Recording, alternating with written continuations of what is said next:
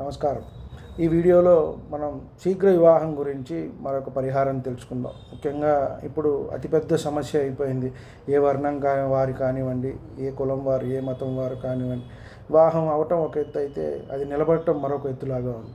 కాబట్టి మనం శీఘ్ర వివాహానికి, అలాగే దాంపత్యం కూడా బాగుండటానికి మనం ఖమ్మం దగ్గర కురివి భద్రకాళి అమ్మవార్ల దేవాలయం ఉంది.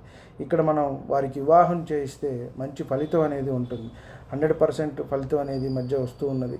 కాబట్టి ఇక్కడ రోజుకి 27 మందికి మాత్రమే ఇక్కడ వివాహం అనేది టికెట్ అది ఇచ్చి 27 మందికి మాత్రం 27 మంది చేతనే స్వామివారికి కళ్యాణం అనేది చేయిస్తూ ఉంటారు. ఇవి రాత్రిపూట మాత్రమే జరుగుతాయి. కాబట్టి అక్కడ కాస్త వసతి ఉందో లేదో చూసుకొని మీరు ప్రయత్నం చేసుకొని వెళ్ళి వివాహం జరిపించినట్టయితే స్వామివారికి మీకు మంచి జరుగుతుంది.